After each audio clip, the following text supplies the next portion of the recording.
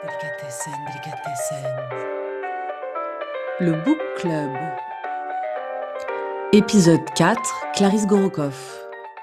Clarisse Gorokoff a publié son premier roman, De la bombe, en 2017 aux éditions Gallimard. Et depuis, en à peine 9 ans, s'en sont suivis 5 autres livres, dont Femme tout au bord, chez Actes Sud, en janvier 2026. Tout au bord, mais tout au bord de quoi? De la rupture, de l'amitié, de l'amour ou de la mort? Un livre de femmes, sur les femmes, mais aussi d'hommes, où le lecteur se trouve étonnamment touché par leur tristesse d'hommes, leur faiblesse, jalousie, la détresse aussi, quand l'un reste et que l'autre part.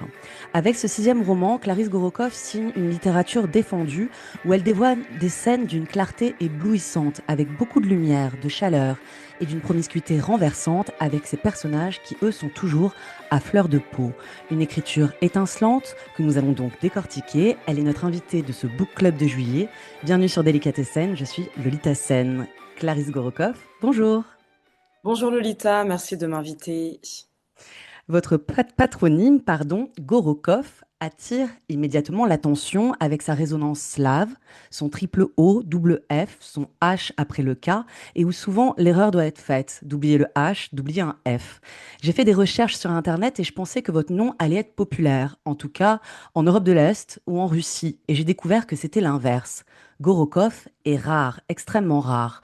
Recensé sur ce site, vous n'êtes que 21 dans le monde. Alors, est-ce vrai? Qui est Gorokoff? Quel poids possède ce nom en héritage? Que signifie-t-il chez vous ou pour vous? C'est vraiment une question que j'adore parce que j'adore les noms, les prénoms et justement cet héritage qu'on a à vie et qu'on peut questionner, décortiquer et qui prend des significations différentes à mesure qu'on avance aussi dans notre existence. Tellement. Alors je crois que Gorokoff, moi j'avais fait mes recherches, c'était pas si rare que ça en Russie. C'est même, je m'étais dit, ça doit être équivalent un peu de Lefebvre en France, mais bon, je sais pas, j'ai pas fait mes recherches in situ. En revanche, il y a un livre de Dostoïevski, Crime et Châtiment, dans lequel il y a une rue Gorokova, donc le féminin de Gorokov. Moi, si j'avais été en Russie, je me serais appelée Clarissa Gorokova. Et la signification de Gorokov, je crois que c'est le fils de celui qui cultive la plante du petit pois. Et je trouve ça très beau, très poétique, parce que c'est une jolie plante, que j'aime les petits pois, c'est délicat, c'est fragile. Et longtemps, je me suis amusée à dire aux gens, J'adore. ouais, non, c'est vrai, c'est très poétique. Et Clarisse en latin, c'est le superlatif de Clarus, donc le plus illustre, le plus célèbre, le plus lumineux au sens pas religieux, mais voilà, presque social. Et le petit pois, c'est l'humilité. En plus, là, ça fait référence à celui qui le cultive. Donc, mis l'un avec l'autre, ça fait un peu la princesse au petit pois, je trouve. Je m'estime vraiment comme la princesse au petit pois, quoi. Un peu trop sensible et un peu trop, parfois, capricieuse pour mon entourage. Magnifique. Vous êtes né en 1989 à Paris. Vous avez été brûlé par la disparition de votre mère. Je ne sais pas si le mot brûlé fonctionne. En tout cas, c'est ce que je ressens dans votre écriture. Quand vous n'aviez que 5 ans et demi, on y reviendra. Une fois majeur, vous quittiez la France et partiez vivre à New York, Buenos Aires et Istanbul, où vous achevez un master en philosophie. Istanbul qui sera le lieu de votre premier roman. Et vous dites que ce qui vous importe dans la vie, c'est œuvrer à la métamorphose, transformer la lutte en odyssée. Donc, en voyage mouvementé, en aventure. Pourriez-vous nous en dire un peu plus? Alors maintenant que merci de citer des mots que je me suis efforcée à trouver pour un petit peu caractériser de manière hyper prétentieuse, je sais pas, ma démarche existentielle si on en a une, mais ça me paraît très prétentieux maintenant, là, transformer la lutte en odyssée. En même temps, moi, ça Je me trouve que le parle. mot Odyssée est très beau. Oui, oui, j'aime beaucoup. Mm. Là, plus que jamais aujourd'hui, je me dirais vraiment que la vie est une odyssée, vraiment avec des épreuves, pas forcément toutes dramatiques et atroces, mais en tout cas des, des affranchissements, des leçons.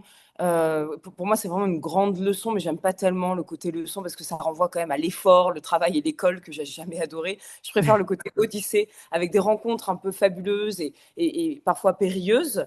Mais il y a vraiment quelque chose dans l'Odyssée qui allie la poésie et aussi le côté laborieux, quoi. Il faut dire ce qui est. Euh, donc oui, vous évoquiez tout à l'heure la mort de ma mère. Je pense que c'est vraiment quelque chose qui a marqué le début de l'Odyssée. Mais même avant sa mort, en Mm. fait, parce que comme elle avait un certain rapport à la vie qui était justement pas évident et justement laborieux, enfin laborieux en tout cas difficile pour elle, le rapport au réel et à la vie. En tant qu'enfant, on le sent.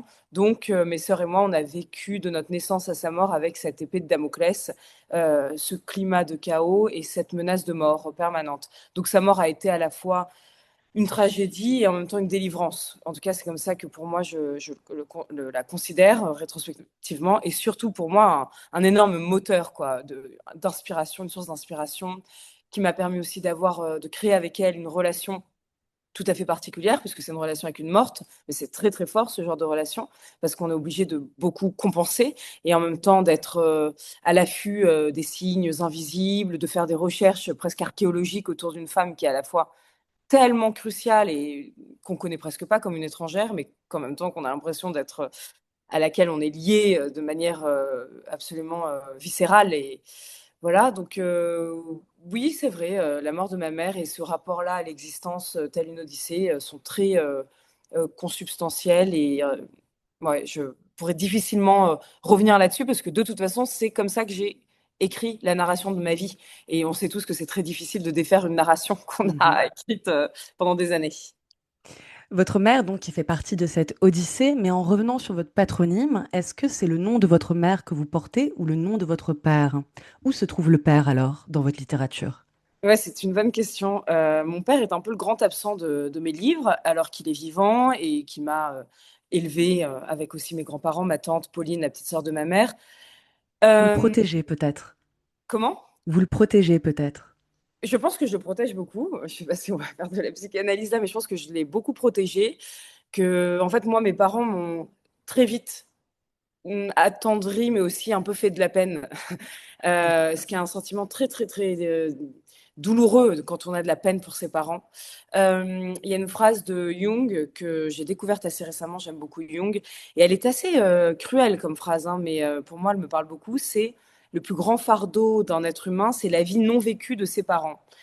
Alors, je ne pourrais pas me prononcer sur la vie de mon père qui est encore en cours, hein, il n'a que 68 ans, et que je lui souhaite le plus heureuse possible. Mais c'est vrai que mes deux parents, pour moi, je les ai toujours vus comme dans une forme de, en tout cas, engagés avec la vie, comme, enfin, moi, je n'ai jamais voulu, enfin, disons que j'ai pris beaucoup de recul par rapport à leur manière à eux de vivre l'existence.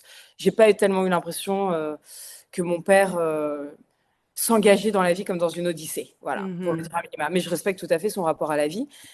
Et c'est vrai que récemment, je me suis dit peut-être qu'en fait, le vrai sujet, c'est l'absent. Le vrai sujet de mes livres et de ce qui me travaille le plus, c'est finalement l'absent parce que comme il est vivant, ben, c'est difficile en fait d'investir quelqu'un, une figure vivante. Je l'adore et on s'entend bien, hein.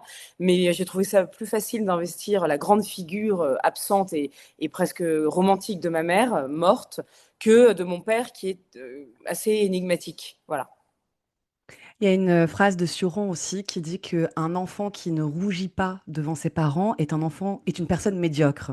Hmm. Et finalement, ça se rejoint. Pour moi, c'est cette phrase qui me touche par rapport à mes parents. Est-ce que ça fait de nous donc des écrivains? Votre première publication a lieu à l'âge de 26 ans avec le roman De la bombe chez Gallimard, où vous y publierez d'ailleurs deux livres. 26 ans, c'est jeune. Comment s'est fait votre rencontre avec votre premier éditeur? C'était 27 ans plus exactement, Pardon. enfin c'était 27 ans au moment de la publication, mais c'est vrai que c'était 26 ans, la rencontre avec l'éditeur, le travail sur le manuscrit. J'ai un rapport très particulier avec ce milieu éditorial. Aujourd'hui, là, à l'heure où je vous parle, en tout cas, j'ai pas tellement. J'ai du mal à avoir de la gratitude par rapport à ce milieu, alors que je devrais en avoir parce qu'il m'a fait confiance à de multiples reprises. Il m'a permis d'exister dans les librairies, ce qui était quand même mon rêve, mon aspiration. Tout ça a eu lieu. Ça m'a permis de faire des rencontres fabuleuses, dont vous, par exemple, et d'autres personnes que vous avez interviewées, comme John Jefferson Selve, Julie Il parle Estève. de vous d'ailleurs dans l'interview. Ah ouais? Oui, oui. Que j'aime vraiment énormément. Donc en fait, là, je suis un peu dans cette phase sans doute de transition où j'ai l'impression que ce milieu appartient à ce qu'on considère le vieux monde, qui n'a pas été réformé, fonctionne encore sur des codes très ancien régime, petit milieu, entre soi, beaucoup de mépris, de renvoi d'ascenseur, de rapport de force, que je trouve vraiment complètement obsolète par rapport à ce qui se passe dans le monde. Et je suis assez effarée qu'en fait, euh, ça fonctionne encore comme ça, quoi. Et puis même quand il y a un petit scandale ou un gros scandale comme récemment avec l'affaire Grasset, Olivier Nora, j'ai l'impression qu'il y a des tentatives comme ça qui sont plutôt justes et honorables de dire on va faire bouger les choses. Puis finalement, ça retombe comme un soufflé. Les auteurs sont toujours très mal traités humainement, financièrement. Les éditeurs sont un peu comme des coqs en pâte. Et il y a une énorme opacité de la part des grosses maisons d'édition. Alors, je ne les mets pas tous dans le même sac, hein. Il y a de très belles maisons d'édition, notamment à taille moyenne ou petite, plus indépendantes, plus alternatives. Et moi, mon erreur, encore là récemment, ça a été d'aller encore vers une grosse maison d'édition. Et finalement, ça ne fonctionne pas pour moi. Il faut que j'arrête de croire à ce mythe. Là, je pensais que ça allait fonctionner parce que Arles, la mythologie topographique, puis c'est une très belle maison d'édition, Actes Sud, hein. Mais en tout cas, moi, j'ai l'impression de ne pas parler la même langue humaine, littéraire, oui, mais humaine que ces gens-là, dans la manière dont on communique. Alors peut-être que j'ai des attentes démesurées, mais quand je regarde autour de moi, je vois que mes amis auteurs se heurtent à la Mmh. même réalité, aux mêmes déceptions.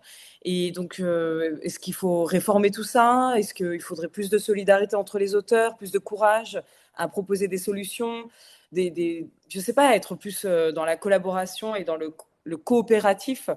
Je sais pas, c'est vraiment des questions qui me fascinent, mais j'ai l'impression. C'est très courageux en tout cas d'en parler, surtout en début d'émission, comme ça au moins ça sera entendu. Mais donc, en Non tout cas, mais pour la question de Gallimard, mon premier éditeur, tout ça, j'ai même pas tellement envie d'en parler parce que oui, il y a eu des belles choses, mais je crois que je m'attendais pas tellement à ça. Et je crois que beaucoup d'auteurs qui veulent être publiés se disent waouh, je vais signer avec une grosse maison. Et puis après, ils disent un peu oui, ils signent un peu dans le vide, alors que finalement, on se rend compte que non, il faut faire très attention à ce qu'on signe, aux conditions qu'on pose, il faut être mmh. très éclairé et pas non plus procédurier, mais la date de sortie est cruciale. Il y a beaucoup de choses qui sont vraiment très Mmh. importantes et qu'on laisse trop sous couvert de prestige. On dit un peu oui et amen à tout. Et c'est une grosse erreur parce que l'aventure de la publication, elle est absolument, comment dire, inédite et elle n'a rien à voir avec l'aventure sacrée et plus ou moins noble de l'écriture, qui est un travail solitaire, un parcours solitaire. Euh, Complètement. Être publié, c'est pas du tout solitaire. Il y a plein d'étapes, il y a plein de personnages de personnes à qui on va avoir affaire, la presse, tout ça, et il faut être avisé.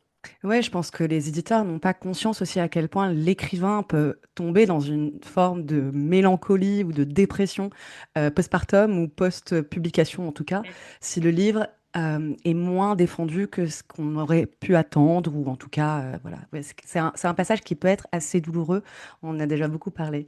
Mm, mm. Donc, votre dernier livre, puisqu'on est là pour ça, Femme tout au bord chez Actes Sud en 2026. Donc, ce que vous disiez, hein, grosse maison, elle va fêter ses 50 ans l'année prochaine, je crois, et qui est donc implantée à Arles. Alors, Femme tout au bord, ça se passe à Albuquerque, on sort de France, au Nouveau-Mexique, aux États-Unis. C'est l'histoire de Faye Steiner, la soixantaine, qui est souffrante, mourante. Le verdict est sans appel, c'est un cancer, cancer du pancréas. Alors, Faye reçoit un jour la lettre d'Anouk, ex-petite amie de son fils, Paul Steiner, qui a su pour sa maladie et sa mort très prochaine. Et en fait, en toute simplicité, une amitié épistolaire naît entre les deux femmes. Donc, il y a ce lien vraiment indéfectible, une sorte de passage vers l'au-delà qui se fait à travers cette correspondance. On pense forcément aux correspondances d'ailleurs de Rainer Maria Rilke avec de nombreuses femmes, aux liaisons dangereuses de Laclos, aux échanges aussi entre Musset et Sand dans le merveilleux roman de Venise. Que signifie pour vous ce genre épistolaire? Est-ce qu'il était une évidence quand vous avez commencé à écrire ce livre? Est-ce que vous vouliez écrire un roman épistolaire? Oui, parce que c'est inspiré de faits réels et que dans la vie, cette rencontre a eu lieu et ça a été une rencontre épistolaire. Et je pense que jamais on aurait pu se rapprocher autant l'une de l'autre que autrement que par une correspondance par mail, hein. Mais quand même, on ne s'est jamais rencontrés, on s'est écrit. L'écriture est un espace où on peut déployer son univers intérieur, ses pensées, ses sentiments, ses souvenirs, ses aspirations. Alors que si on s'était téléphoné, je veux dire, ça n'aurait jamais Mhm. existé. Déjà, j'ai une grosse phobie, enfin, c'est même pas une phobie, je supporte pas le téléphone. Et oui, dans l'écriture et dans la correspondance, d'ailleurs, j'adore lire les correspondances des auteurs ou des artistes. Je trouve qu'il y a justement une pudeur dans cette distance. C'est à la fois une manière de se rapprocher tout en intégrant la distance de l'autre qui est fondamentale quand on veut s'approcher de quelqu'un, justement. Je pense que le prérequis, c'est d'abord d'accepter et de respecter une distance irréfragable et qui en Et plus une a été... attente aussi de Et oui, tout à fait. réponse. Mm. Tout à fait. Et puis, bon, bah, il y a aussi le mystère de ne pas connaître l'autre, et c'est un espace aussi de projection, mais qu'on voit d'ailleurs, par exemple, sur les sites de rencontres et tout, c'est parfois, c'est justement, ça crée trop de projections et ça coupe l'herbe sous le pied du réel. Mais là, dans une situation liminale comme d'une Mm. femme qui est malade et qui va mourir, bah, la correspondance était parfaite. Et moi, j'ai un peu la nostalgie aussi de cette époque où on s'écrivait, parce que s'écrire l'un à l'autre, le verbe transitif et intransitif, s'écrire, écrire l'autre aussi. C'est une manière de prêter à l'autre son propre imaginaire pour qu'il puisse s'y réfugier, sa propre sensibilité pour qu'elle puisse s'y lever. Et je pense que c'est un peu un cadeau qu'on fait. Moi, je me suis vraiment sentie contenue par la tendresse et l'attention que me prêtait cette femme en fin de vie, alors que je me disais, elle devait avoir quand même, entre guillemets, d'autres chats à fouetter entre son état médical, ses proches avec qui elle avait plus beaucoup de temps, et le fait qu'elle prenne ce temps-là pour écrire à une inconnue. J'étais extrêmement touchée. Euh, et peut-être qu'elle aussi, elle était touchée par le fait qu'une inconnue puisse lui accorder. Enfin, je sais pas. En tout cas, il y avait vraiment quelque chose de l'ordre de la reconnaissance et du don, et que je trouve pas tellement ailleurs dans nos sociétés où, pour dire quelque chose de banal, on attend tellement tout de suite, immédiatement. On veut Mhm. le circuit de récompense est immédiat Mhm. maintenant. On sait pas ce que c'est que de créer des espaces, voilà, d'attente et d'imaginaire et de projection. Donc oui, c'est vraiment quelque chose qui pour moi était crucial, cette correspondance. Ouais. Je vois qu'il y a énormément de lettres dans ce livre. C'est un chapitre sur deux est une lettre de Faye à Anouk. C'est tout le temps dans cette direction-là d'ailleurs. Euh, Est-ce que ces lettres ont été retranscrites pratiquement mot pour mot ou est-ce que la fiction rentre totalement dans ces lettres aussi? Alors non, j'ai pas du tout restitué les vraies lettres, les lettres originales. En revanche, je me suis énormément inspirée de ce qui avait été confié parce que j'avais eu son accord.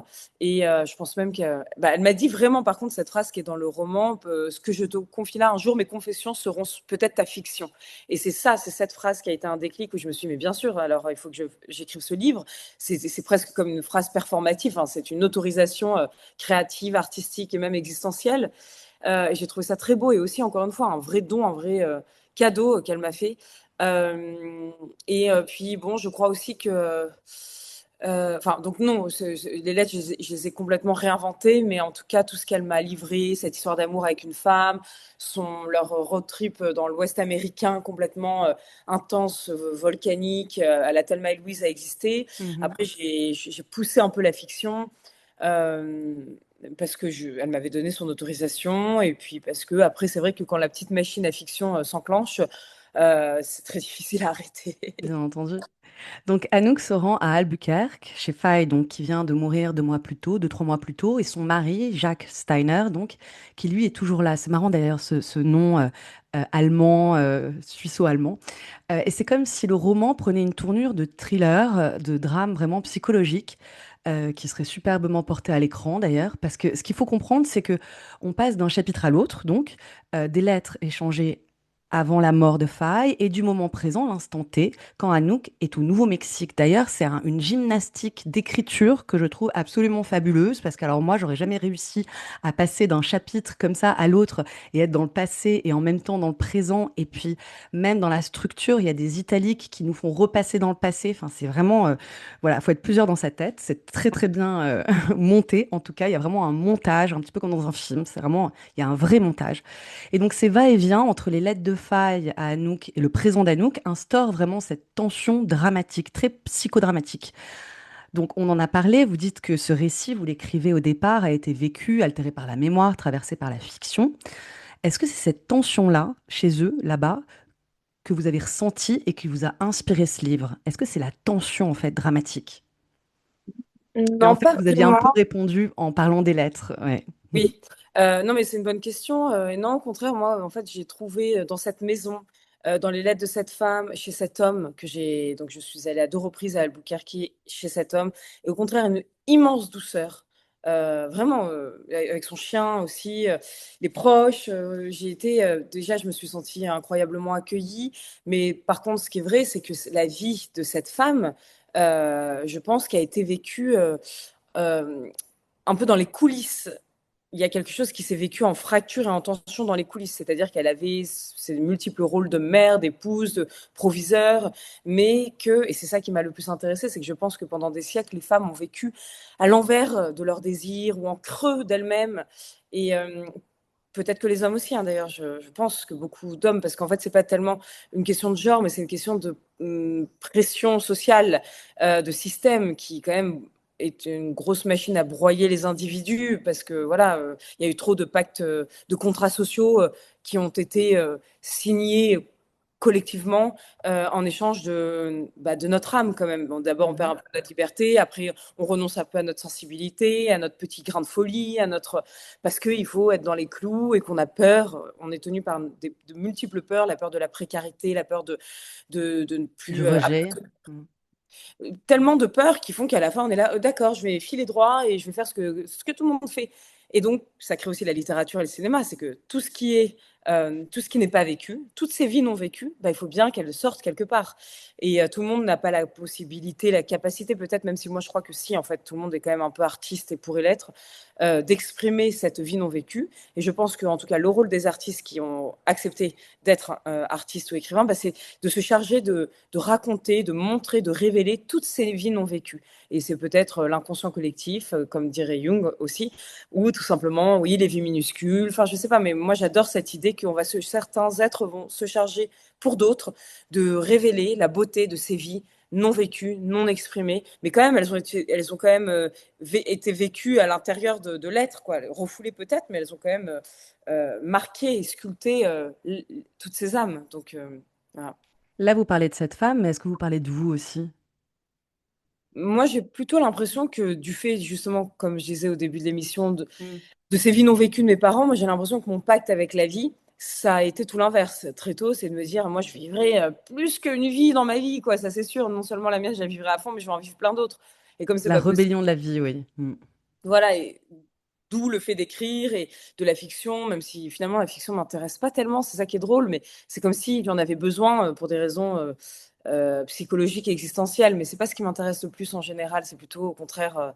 Euh, c'est pour ça que j'aime les journaux intimes et les correspondances. C'est plutôt la vie de l'être et la vie de l'âme, la vie intérieure qui m'intéresse. Pas tellement les trucs rocambolesques et les thrillers et tout, mais ce qui se trame à l'intérieur d'une âme, quoi. Même quand ça semble minuscule, je trouve ça très, très intéressant et très beau. Et les vies de tout le monde m'intéressent en général, quoi. Ouais. Avec ce livre, vous touchez à un sujet que personne n'ose aborder, le fantasme de la mort. Pas seulement la mort, mais le fantasme de la mort. Il y a d'abord la mort de Faye, donc imminente, qui se confie à Anouk, et cette dernière absorbe le rôle de la Tana-doula, donc ces femmes qui accompagnent vers la mort. Doula, c'est la femme qui accompagne pendant l'accouchement vers la vie, et la Tana-doula donc vers la mort. Puis la mort d'une inconnue, Wanda, cette fille d'un soir avec Paul qui chute d'un immeuble une nuit de 2011 et qui laisse derrière elle des interrogations, un mystère. Et enfin la mort de la mère d'Anouk quand elle était enfant.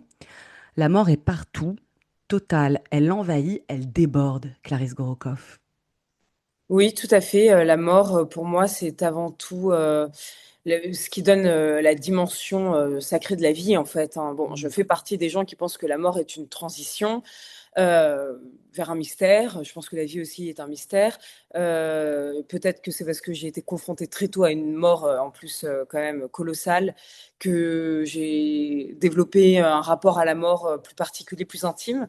Mais c'est vrai que oui, ça m'intéresse énormément la mort parce que je pense qu'elle oriente tout ce qu'on fait, tout ce qu'on dit, tout ce qu'on pense dans notre vie et que ça me paraît insensé qu'on essaye de ne pas y penser pour mieux vivre. Ça me paraît complètement contradictoire ou qu'on essaye d'en faire une pirouette.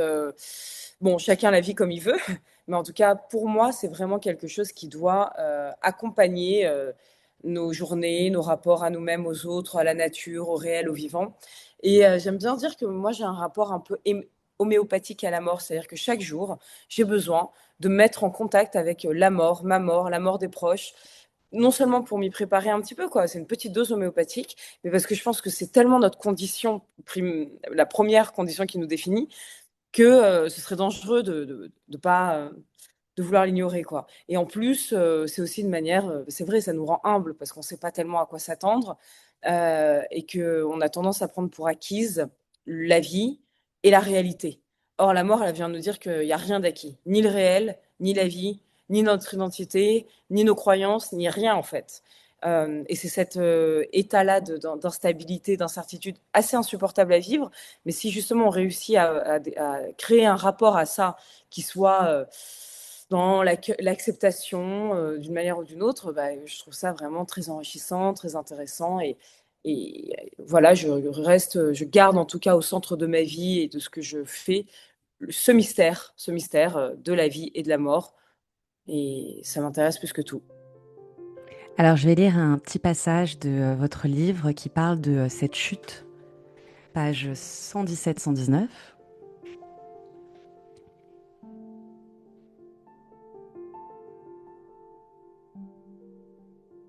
J'essaie d'imaginer, dernier étage, ciel noir, ni chaud ni froid, le cœur de l'automne, l'air saturé de moiteur. Lui sans le cuir et le tabac, elle un fond de rhum, de sueur, l'odeur âcre des femmes qui ont trop bu, trop ri, déjà trop vécu. Le lit est défait, la fenêtre entr'ouverte, il faut s'aérer après la collette des corps.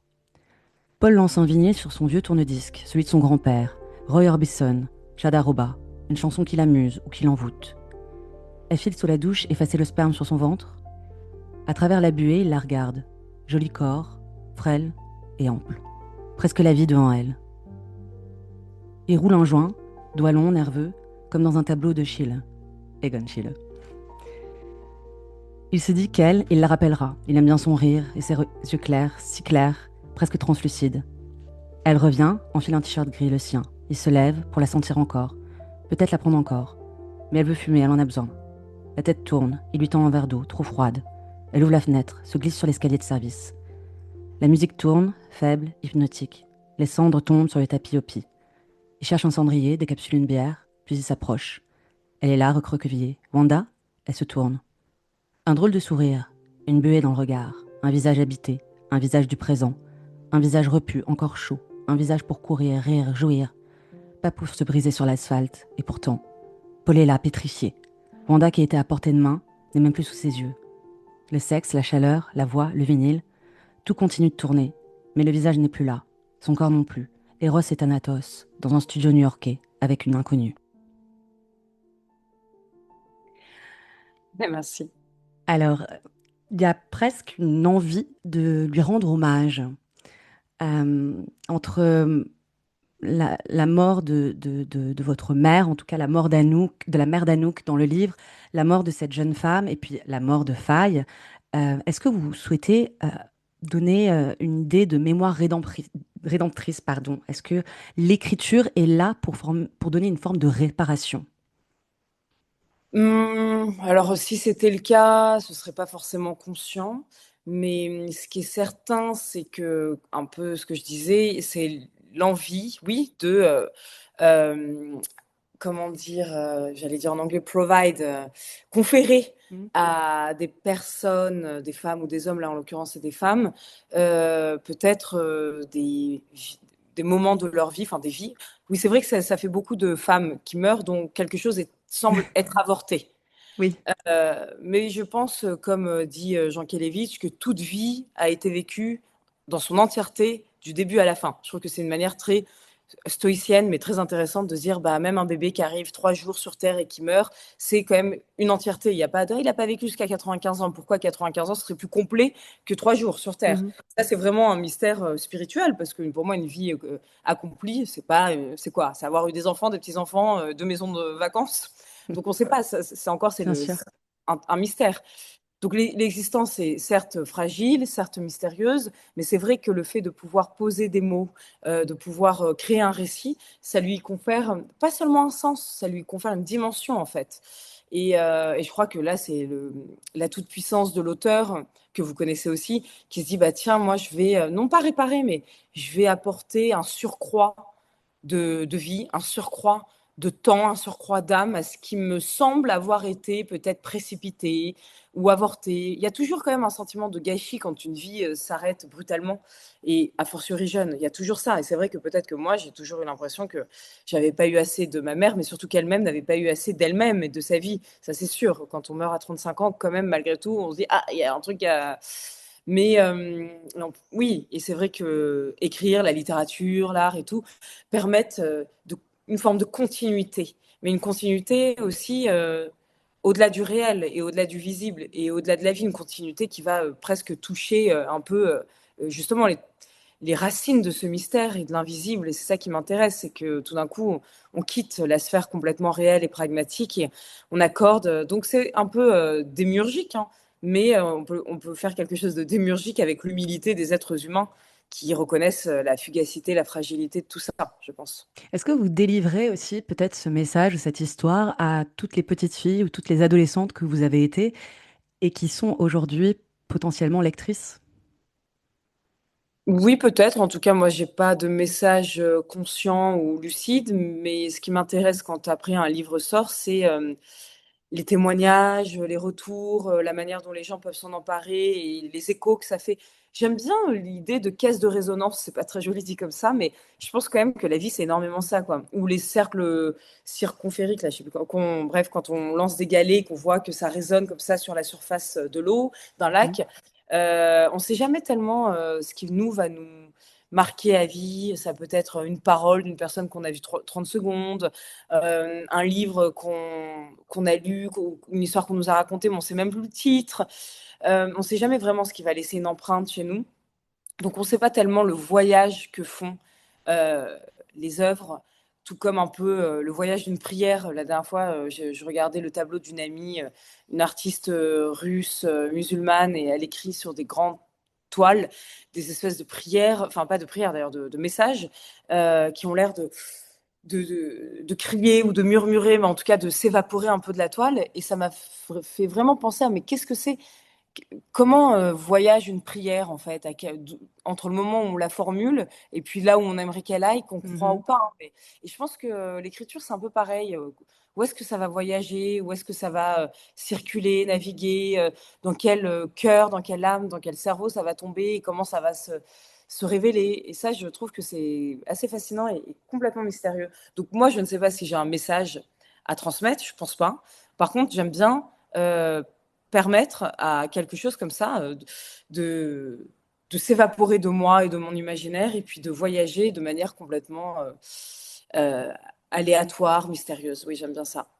Alors, est-ce que l'écriture ne tient pas en place? Non, non, je pense pas. J'espère qu'elle tient pas en place.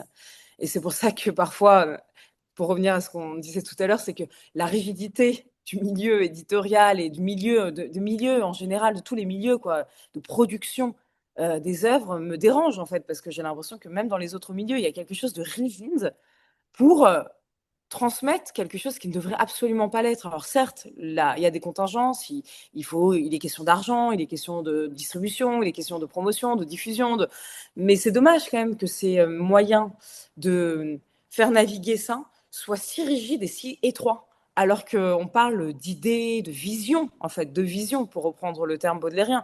On parle de vision, on parle aussi, si on se met du côté un peu chamanique, bah l'artiste est un canal euh, voilà, même quand il se penche sur son histoire, hein, il fait quelque chose qui le dépasse et qui dépasse son histoire. Donc c'est dommage que ce canal-là soit tout d'un coup complètement ratatiné par le système et la machine. Vraiment, vraiment, il faut trouver une solution pour ça. Est-ce que, un petit peu comme un voyage, quand on va chercher son autre soi ailleurs, rencontrer son autre soi dans un autre pays, le confronter en tout cas, se confronter à son autre soi dans un autre pays, est-ce que c'est la même mécanique pour vous en tant qu'écrivain en délivrant des personnages sur un papier ou en vous transposant dans Anouk, par exemple? Est-ce que vous allez chercher votre autre soi, votre autre Oui, vous? ou alors une autre manière d'être soi. Euh, Hmm. c'est vrai, vous disiez on est multiple. Alors ça, c'est sûr qu'on est multiple, mais derrière cette multiplicité, il y a quand même un monolithe qui est intéressant, un axe intérieur. Et je pense qu'en fait, c'est un kaléidoscope qui doit, au final, quand même, parvenir à une sorte de cristallisation, de condensation. C'est ça qui m'intéresse. C'est pas Enfin, bon, là, ça rejoint tellement de questions aussi spirituelles, la dilution de l'ego. Mais oui, je pense que l'ego est intéressant à dissoudre, enfin à dissoudre, ou en tout cas, bon. Mais par contre, réussir à trouver un axe. Donc tout ça est intéressant, c'est parce qu'à la fois, il y a le côté deviens qui tu es, nietzschéen, mais est-ce que ce qu'on est, cet axe-là, pour devenir qui on est, il ne faut pas emprunter une immense multiplicité de visages et se fondre un peu dans une forme d'universalité ou voilà, enfin, c'est ça qui est drôle, c'est qu'entre l'unité et la dissolution et ce côté complètement irréfragable de l'être, bah oui, il y a tout un parcours qui se fait. Et c'est difficile, parfois on oscille. Mais bon, ça revient à parler de l'ego et de l'âme, quoi. Et je pense que le voyage de l'incarnation d'une vie humaine, c'est justement de réussir à trouver l'équilibre entre une identité qui est très fugace et temporaire, avoir un nom, un visage, une manière d'être au monde et tout qui vont disparaître, et une âme qui, pour moi, est quelque chose d'éternel, de toute éternité en tout cas, et d'infini. Et comment cette âme et cette identité peuvent cohabiter l'espace d'une petite vie sur Terre le mieux, au mieux. C'est ça que je pense que la littérature et l'art, enfin la création et l'écriture permettent de sonder et d'ajuster peut-être, oui, cette Et c'est ce qui cohabitation. rejoint d'ailleurs l'amour, qui, à mon avis, s'infuse aussi dans tous vos écrits, en tout cas dans les trois que j'ai lus. Je voudrais lire un passage, page 14. Donc on revient un petit peu au début.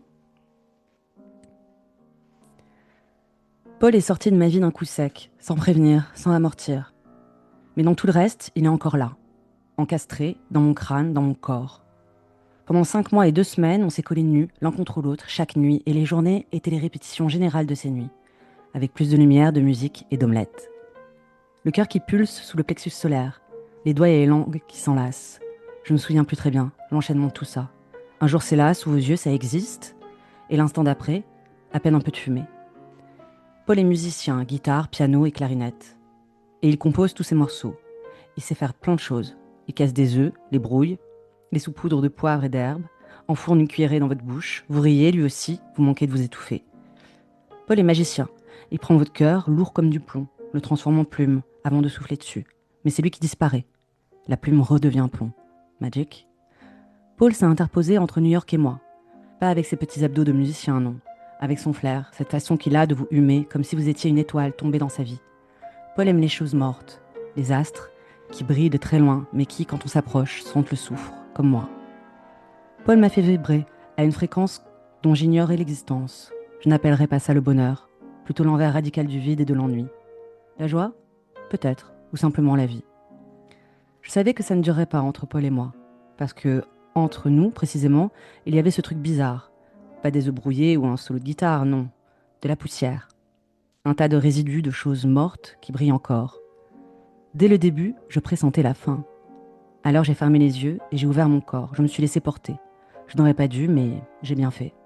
J'ai connu l'ivresse sous-oxygénée des cimes, et quand Paul est parti, j'ai chuté. Alors c'est marrant parce qu'on pourrait penser à comment je me suis disputée ma vie sexuelle de Desplechin avec cette manière qu'il a de dire Paul tout le temps et de parler en voix off.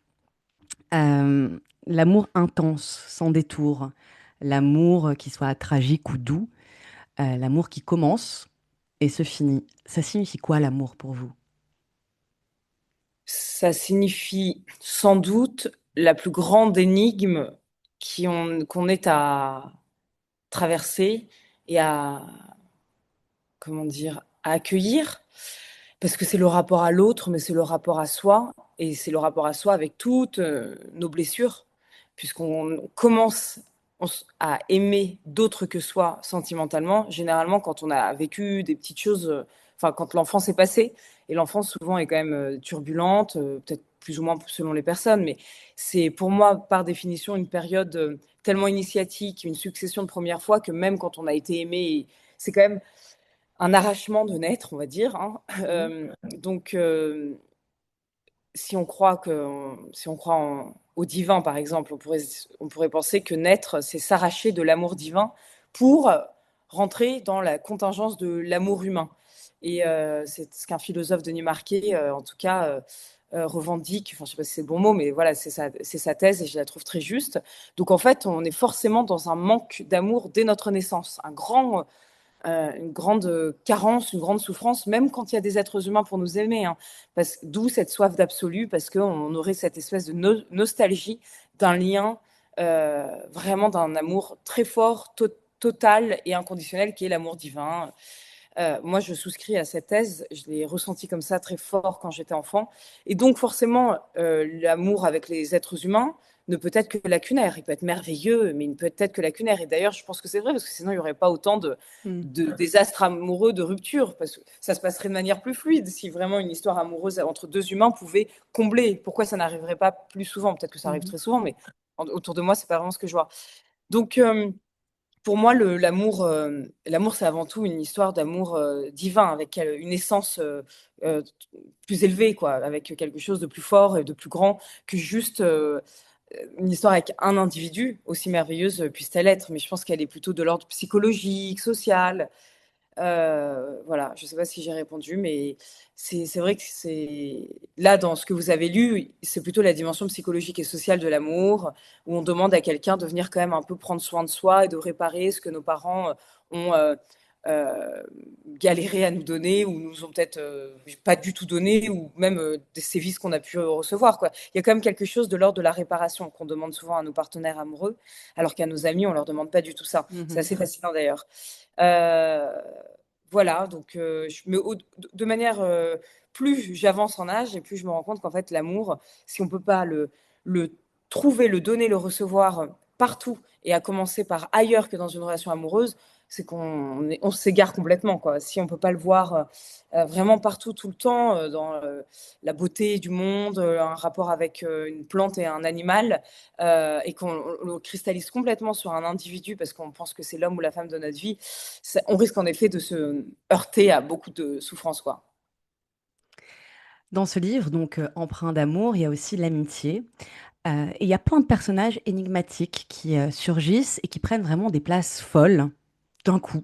Euh, mais il y a aussi cette femme, Dahlia, qui a traversé l'existence de failles. Elles ont vécu une histoire, une passion. Vous parliez tout à l'heure du film. Ah, rappelez-moi.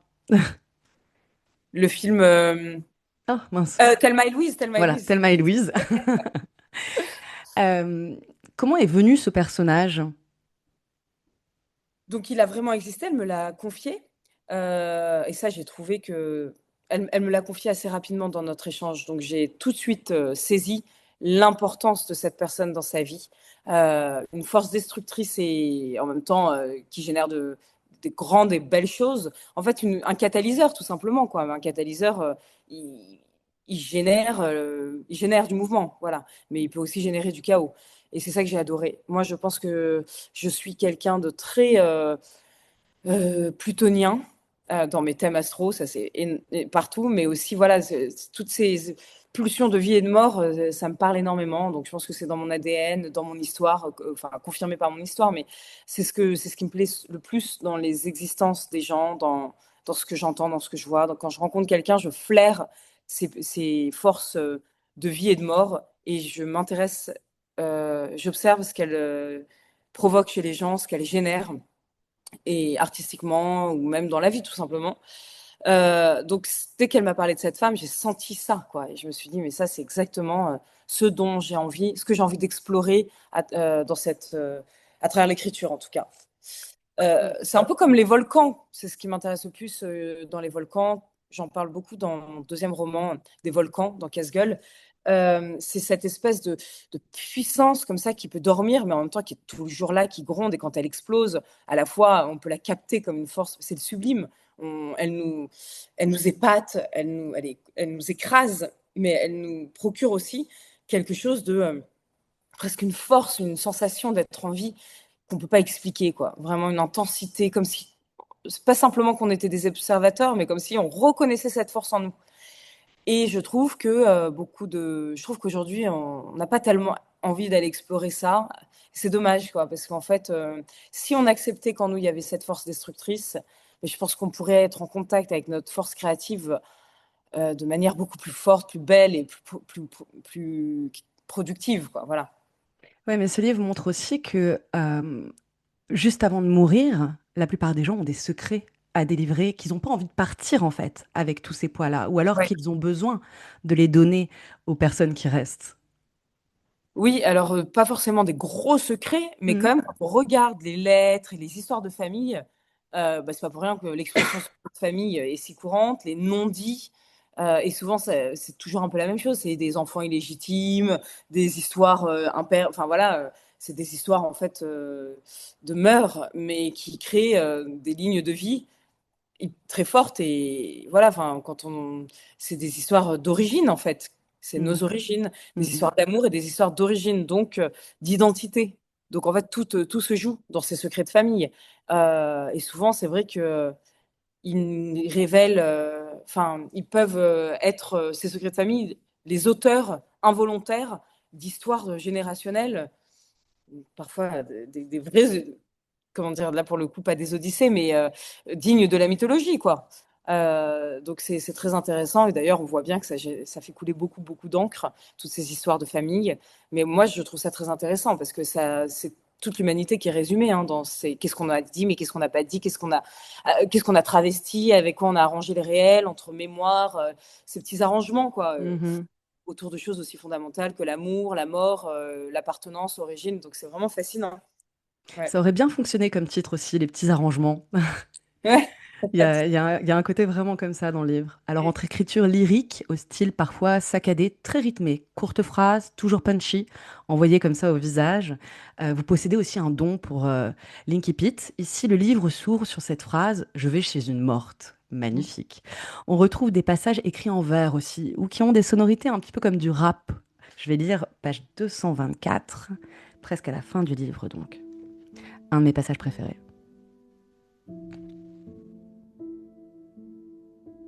Combien de vies dans une seule, combien d'histoires dans l'oubli, combien de soirs où je me suis cru attendu quelque part, et de matins où j'ai compris qu'il n'y avait personne. Combien de champs traversés dans des couloirs de verre, et leurs draps qui gardaient une odeur de fuite. Combien de portes refermées sur des cris, de visages effleurés avant de se dissoudre. Combien de doigts m'ont griffé pour me rappeler au monde. Je ne sais plus à quoi je ressemblais avant mon arrivée sur Terre. Une silhouette dans la poussière. Je ne sais pas si j'ai vraiment atterri quelque part. Chaque départ m'arrache un morceau. Chaque arrivée m'en rend un autre. Je laisse derrière moi des fragments de peau, de voix, de silence, et je continue d'avancer. Les blessures entr'ouvertes pour faire croire à l'histoire, les vraies, je les garde dans le noir. Elles respirent avec moi. Elles savent quand je faiblis et quand je me relève. Je traîne des bagages invisibles. Certains se sont dissous dans l'enfance, d'autres ont été pris par le vent. Je suis légère. Père, mère, terre, plus rien ne m'ampute ni m'en serre. Chaque voyage est une mue, chaque mot une délivrance, et j'ignore si c'est moi qui pars ou le monde qui revient à la vie. Ça me fait étrangement bien d'entendre cet extrait parce que c'est Anouk qui parle et c'est vrai que ça, c'est quand même très proche de ce que je vis, ce que je ressens. Et en fait, là, en vous écoutant le lire, je me dis, il faudrait que je le relise plus souvent parce que cette légèreté-là, on peut très vite la perdre de vue ouais, elle peut très vite s'évaporer. Il faut quand même ne pas se noyer dans un verre d'eau pour des trivialités qui parfois nous prennent la tête et se rappeler ça, quoi. Avant tout, c'est un voyage, cette aventure humaine là qu'on est en train de vivre et que on n'a pas le temps de se perdre dans des petites, ouais, des petites histoires anecdotiques finalement. Donc, merci de l'avoir relu, mais moi ça m'a fait du bien là. Ouais, pour moi, la littérature, c'est vraiment ça. J'ai des frissons en lisant ce genre de passage. Merci à vous. Alors pour finir, Clarisse, j'aimerais savoir quels sont vos premiers souvenirs d'écriture. Poèmes, dictées peut-être, lettres d'amour, texto, je sais pas. Est-ce que vous avez un souvenir de jeunesse qui est lié à l'écriture?